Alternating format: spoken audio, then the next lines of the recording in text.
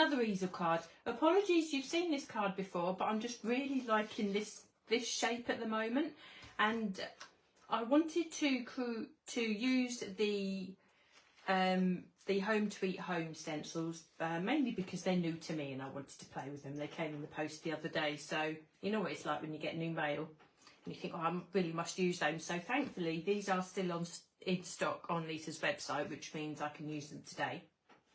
But what I wanted to do is to just show you some inky techniques, and what I had in my head was to create a really nice background, this is like a night sky background set against or with the moon in the front, so that I could frame the house.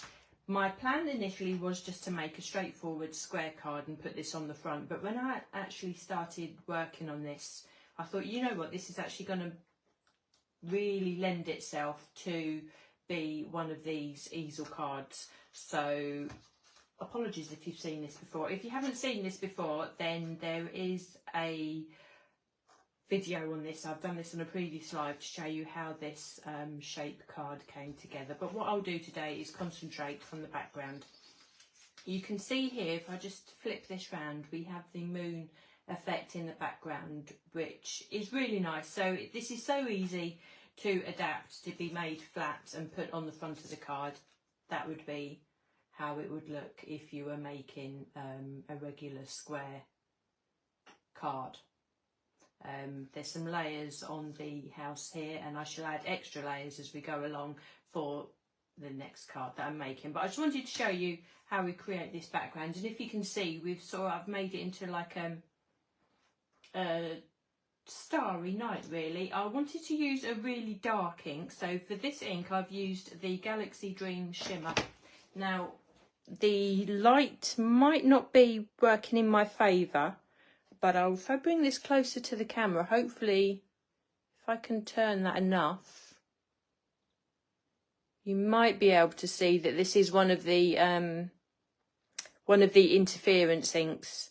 It's possible actually, the way that the sun was earlier on when I made this, you could really see that pink in the background. But if you've got this ink, then you'll know the way that this colour works. But I wanted to show you that this faux bleaching can work just as well with the interference inks as it does with a matte blending. I've used nesting circles to create the moon, but it could quite easily be the sun in the background, so I've just shaded that as well. The set that I've used that works really well was the nested scalloped and plain circles. The largest circle of this works perfectly, but if you wanted to adapt this to work on any size card, then obviously we have the smaller circles in there, and that can be done also.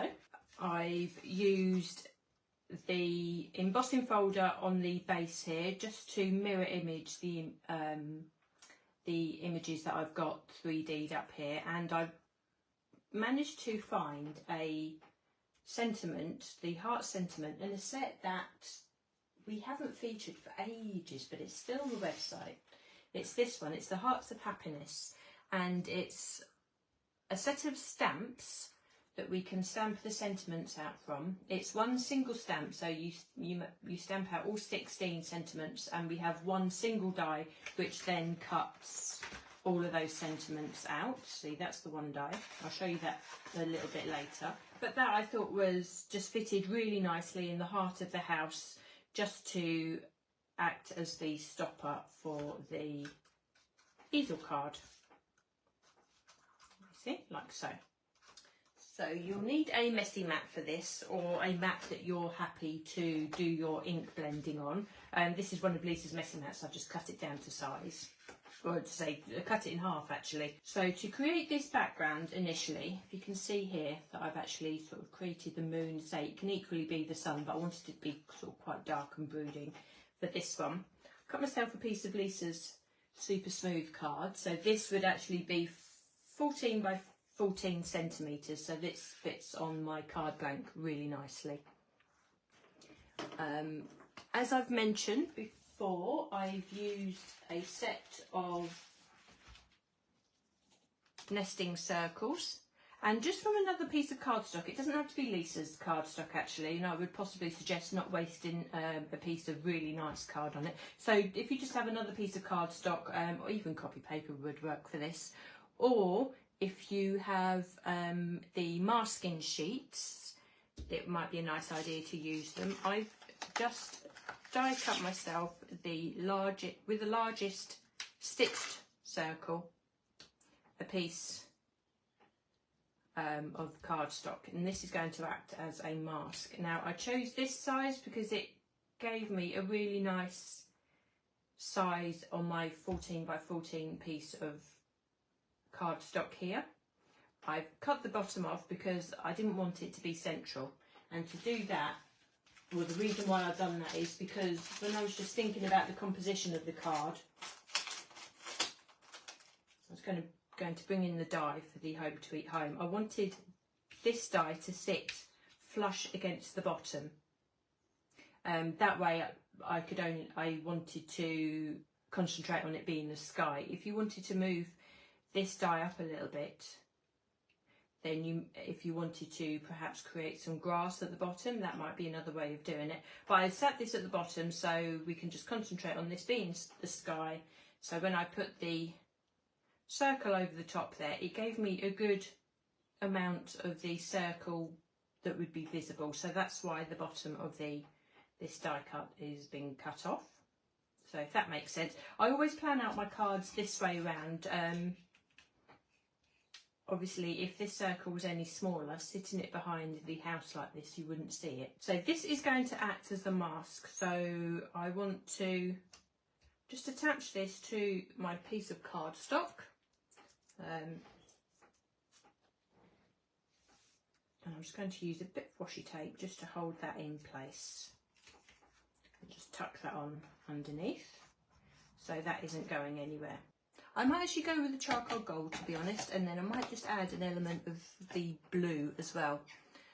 But so for this technique in particular, what we want to do, we want to coat the whole of this cardstock with the really nice strong base colour of the whichever ink you're using. Actually, remember that the matte blending inks work just as well with this.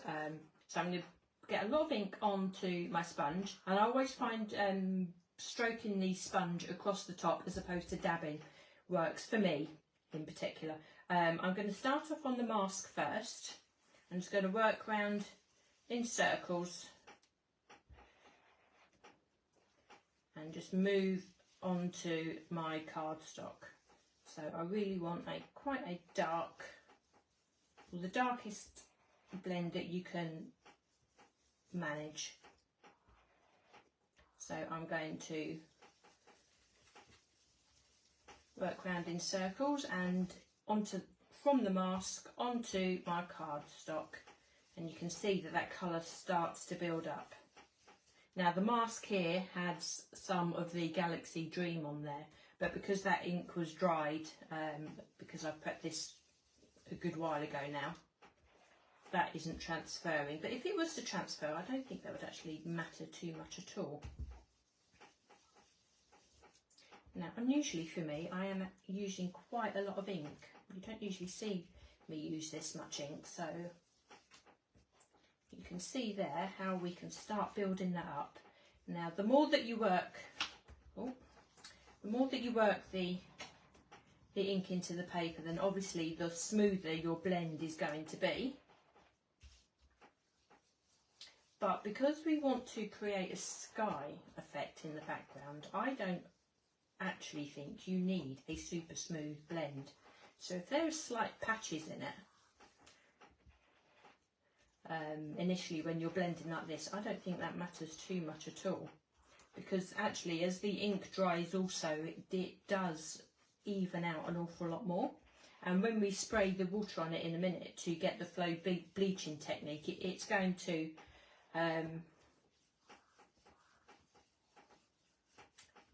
take some of that ink away. So I think that just adds to the moodiness of the sky. So this is actually a really nice colour for a night sky in the background here. And I'm just going on and making sure I've got a really nice coating. So if you can see there, I don't know, I can see that the gold is coming through. It might be really tricky to say the light. Oh no, I think you can possibly see that. Yeah. Okay, so we just make sure we have a nice blend of colour. Actually, I think what I might do, the night sky does have a little bit of blue in it, doesn't it? So I think I might just come in, excuse me reaching over, let me find my sapphire gold, not that one. I might just try and put a little bit of blue in there as well, just to give us a little bit of extra contrast. I'm going to start off on my mask and just work onto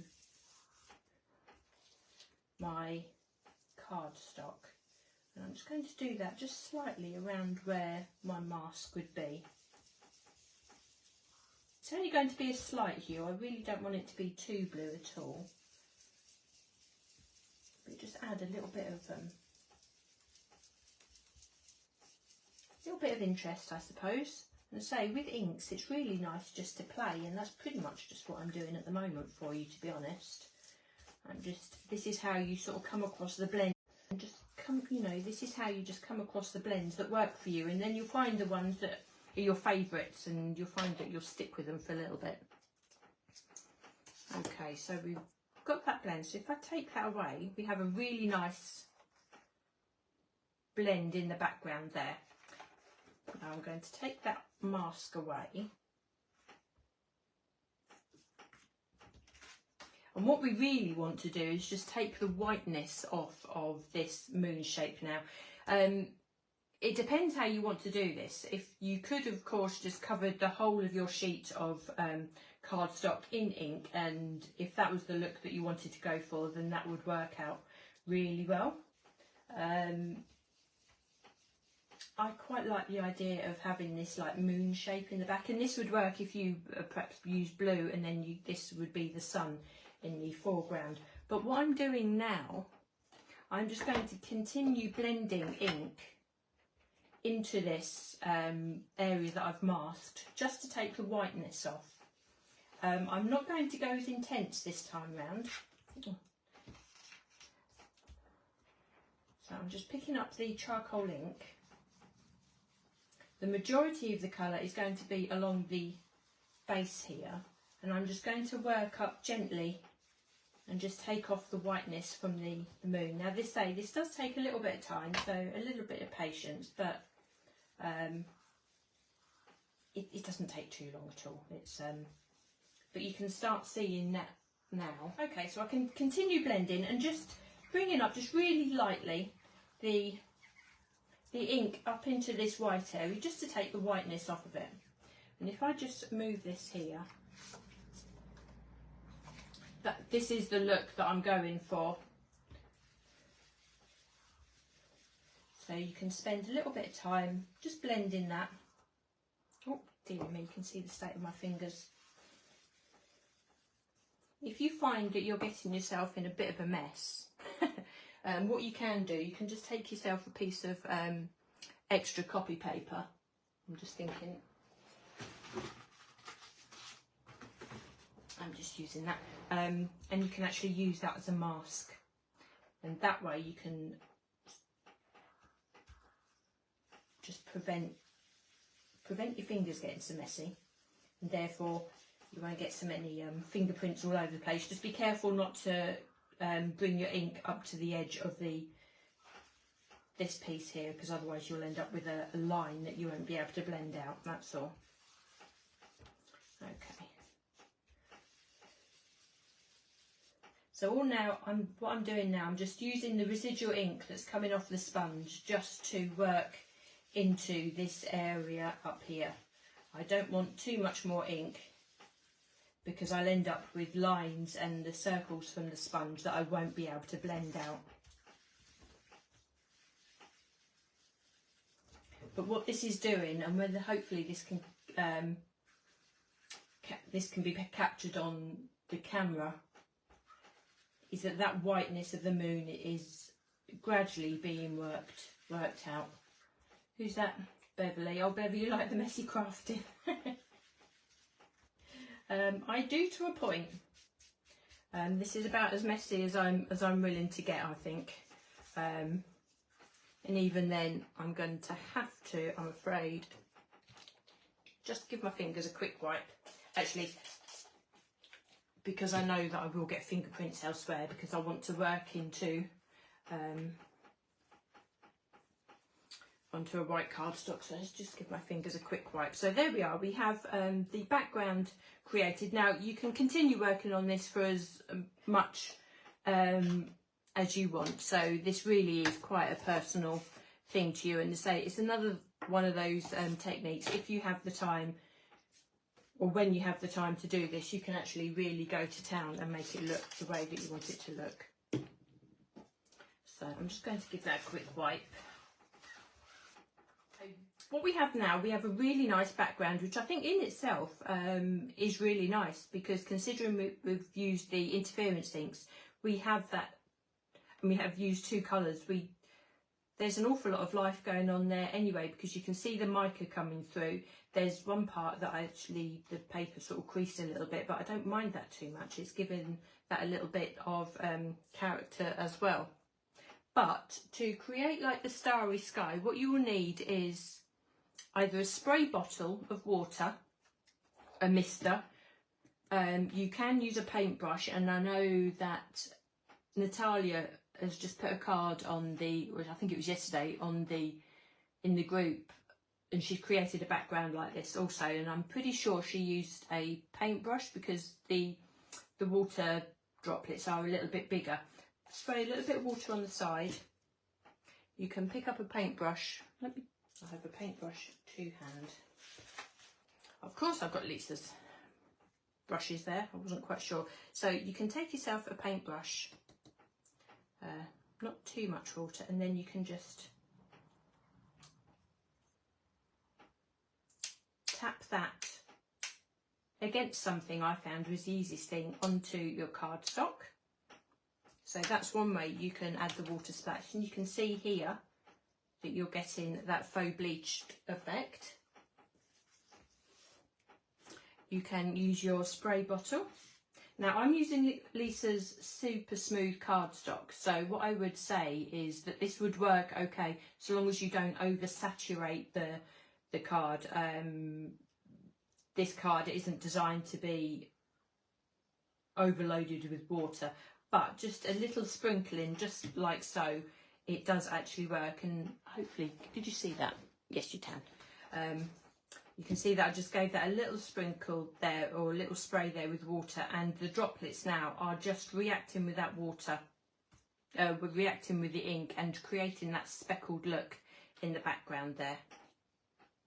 Depending on the mister that you have, you will get different effects. Some people will have really fine misters and you get a really fine effect. If you want something a little bit larger, then obviously use a paintbrush. A lot of people I know use sprays that we're repurposing, either from hair products, or I found an old hand sanitizer the other day that I just finished up, and that had a perfect mister on it, so I've set that aside, so that'll be something that I'll be using. But you can see now that I don't want to overload that, because the water, say, doesn't agree with the super smooth cardstock. But you can see now how that has actually bleached the background, and now it looks like that we have a starry sky. I'm going to leave that as it is, and I'm going to work on the moon in the front. To do that, I've actually cut myself another piece of cardstock, and I'm going to put this over the top. So you could say that I didn't necessarily need to create the mask. It's entirely up to you. I think it works either way. You could just leave this this piece like this and just mount whatever you're putting over the front of this. If you stencil any one of Lisa's florals and die cut it, I think that would look fabulous over a dark background like this also. So if you were creating the sun, then obviously it'll be an awful lot easier to do, because you can take yellow and you can make a really lovely intense yellow whether it be juicy pineapple, or you could do the sweet treats, and that would give you a really lovely background. But it's slightly more tricky to do the moon because obviously we don't want to go quite as yellow. But to create this look, I used the Regal grey, and I'm just going around the outside.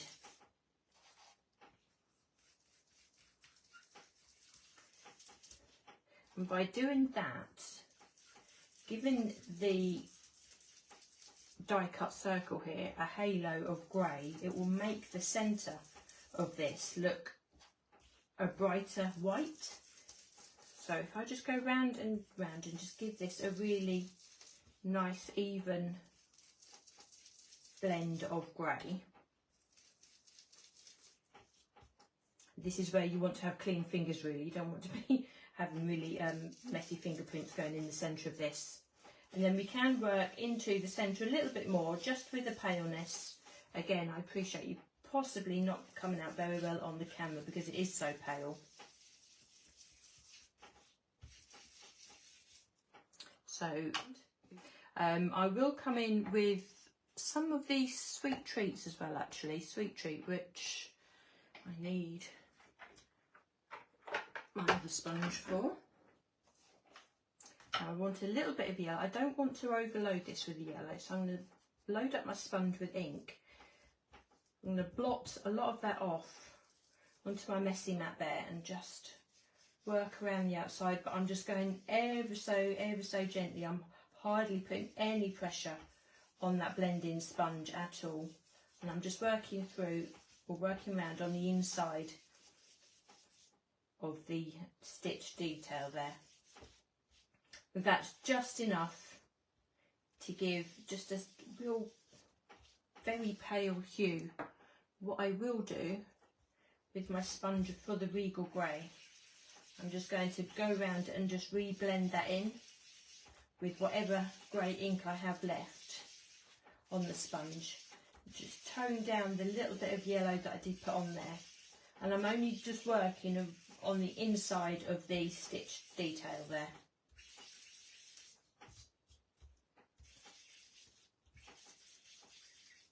So it really is a case of just building up the colour to what you think might work.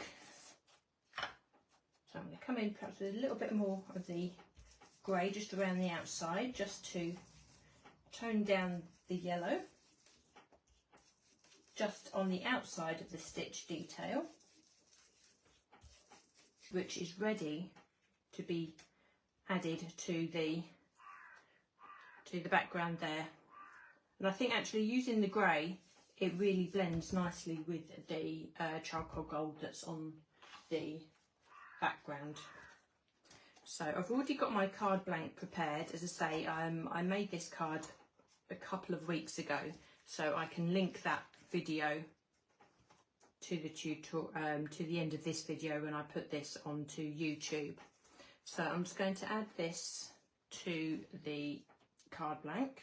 Now if you were just adding this to the front of a square card, then obviously you wouldn't need to cut this.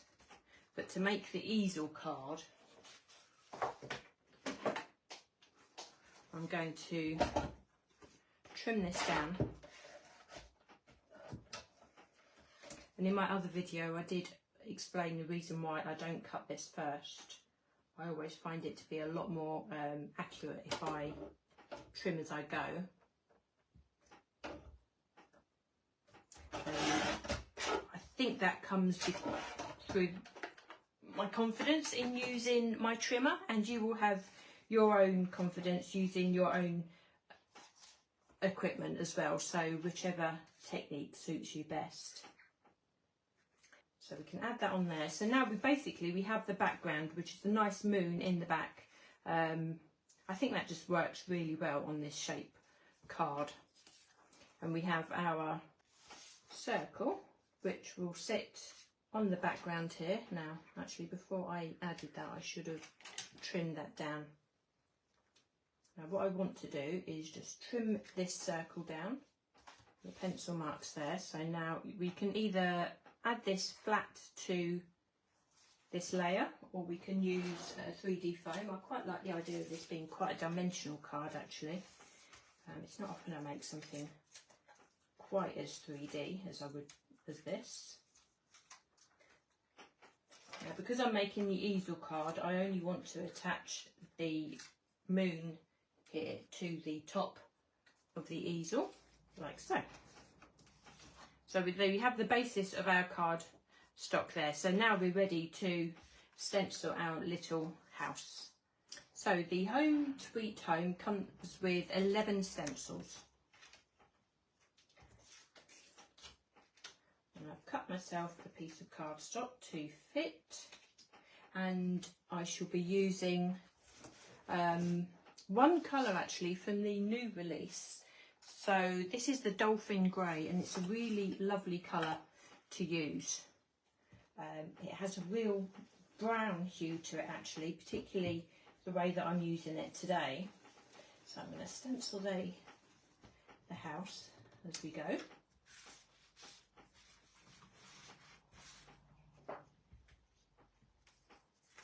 And we've got some lovely flowers. It's rhubarb jam. Now, if you're creating this scene for night time, you may want to just mute the colours down to reflect that you're creating a nighttime scene, or not. Let's say it depends how invested into the story of the card that you're going into. I just think that having the really nice dark background just makes these colours pop so much more going on to create the flowers. Now this layer, because it's sitting behind the flowers we've just stenciled, I'm going to go a lot darker, like so.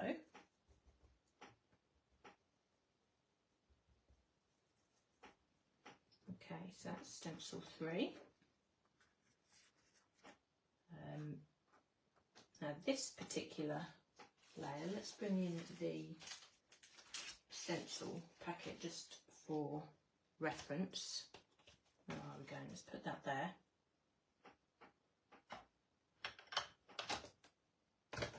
So this layer is for the leaves. Oh. So we go with the Woodland moss. Okay, that works so well, and doesn't that look lovely against the rhubarb jam there? So I'm coming with the next layer, and I think what I'm going to do now is use a brush so I can put down some of this juicy pineapple, but I'm not going to go bold. I'm not going to make it be a real in-your-face yellow. I'm going to keep that quite pale, which is easy to do when we're using these brushes. So that keeps that really, really pretty. Just how gorgeous that would be a lovely background for a card, wouldn't it? I'm just thinking out the box there. You don't necessarily need to use them as flowers. You can just use that as confetti on some areas of a card. So I might have to do that another day. So we can come in and stencil our little wren. Actually, I was watching a little wren in the garden last night while I was cooking dinner. It was hopping around the bird bath. They're so tiny, they're so cute. And we bring in the details of the wren there, so I can go a little bit darker on this layer. And let's not forget the centre of these flowers. So we can come in with a little bit of yellow.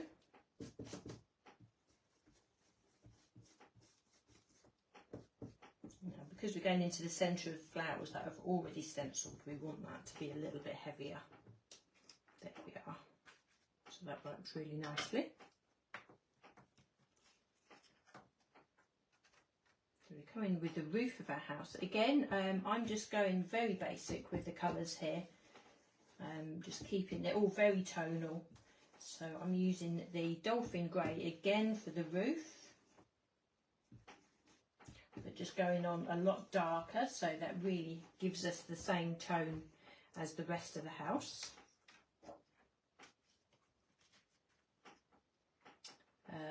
stencil number 9, on top of the roof again. Again, I'm just coming in with the same colour again and just using a lot more ink.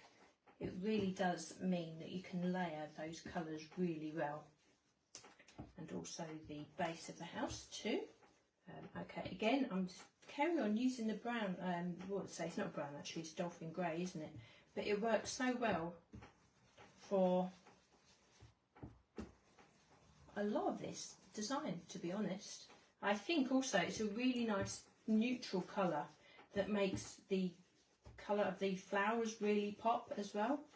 So depending on how you use it and the intensity that you use it, I think it's a really good partner for a lot of colours.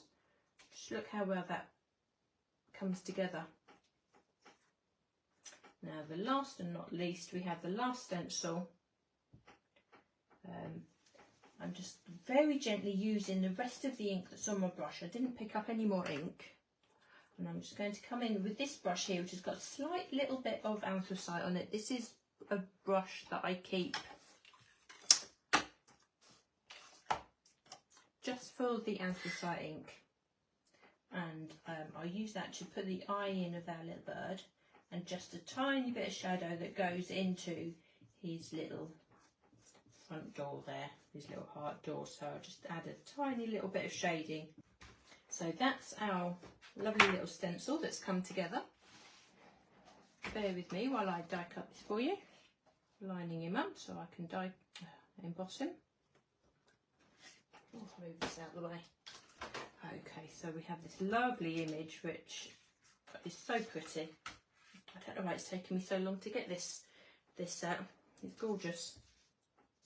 Okay, so what I managed to do earlier on, actually, I've die cut this another couple of times, stenciled this another couple of times. What you can see, I've actually fussy cut the pieces out. So I've managed to fussy cut away the house, so we can really go to town on making this a lovely 3D image. So we'll just use our foam pads just to start building this up. And what with this being an easel card as well, just bear with me, I'll just pop my head in there just to start building up this image. What with this being an easel card as well, there's going to be so much dimension going on in this card. It'll be a real special card to give. I did emboss these pieces as well, and because these pieces, they're just so easy to die cut out. You can see the little bird, I didn't worry about cutting out his feet, which then makes this a lot easier to die cut, to fussy cut out and just put together like so. And I think that gives a real nice image. And then obviously we are ready to pop this onto our background there. So I'm even going to 3D this on here as well. So lots of foam pads being used today. And we can sit that flush against the bottom like that.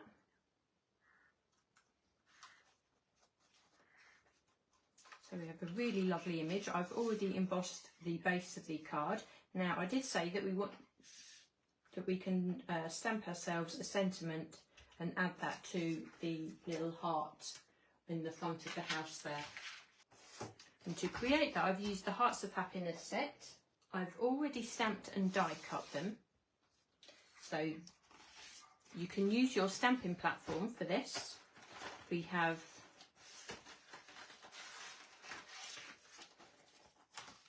one stamp plate. All the stamps are joined together, so you'd use your stamping platform to stamp these all together. And I've stamped these in the Dolphin Grey. So although these are blending inks, if you use them on a stamping platform and stamp a couple of times, they stamp perfectly. You can see we have lovely crisp image here, and you can read the words, no problem whatsoever. So we stamped our stamps, then we use our single die. We use the Hearts on either corner, opposite corners here, to act as a register, so we can line up the images and therefore die cut them out all together as well. Now it does mean that you cut out way more than you need at the time, but you can always pop them back into the envelope and keep them, and you'll eventually find that you've created yourself lots of different sentiments in lots of different colours, ready just to sort of dip into and use at any time at all. So I think what I might use for this one, with another piece of 3D foam, so we can use this as a stopper on the back of there. We can just add that to the little door of the house there. Fits perfectly. And we have our stopper for our easel card. And that works really nicely. I think it's just a really nice shape. It just fits all the elements just sort of fit together really nicely like that. So that's today's card, again with a nice inky background. Hopefully you'll give that a go. Don't be frightened of using the interference inks. They work just as well as the blending inks, and we end up with that little extra special element with the mica coming through as well. What you could also do, you could even add it to the actual main element of the card itself, especially if you're using this as just a straightforward card. If you're just putting this onto a square card, just a regular square card, I think that would work equally as well. Thanks so much for joining me this afternoon. It's been great to have your company this week, and I shall look forward to seeing you again next Tuesday. Take care everyone, enjoy the sun.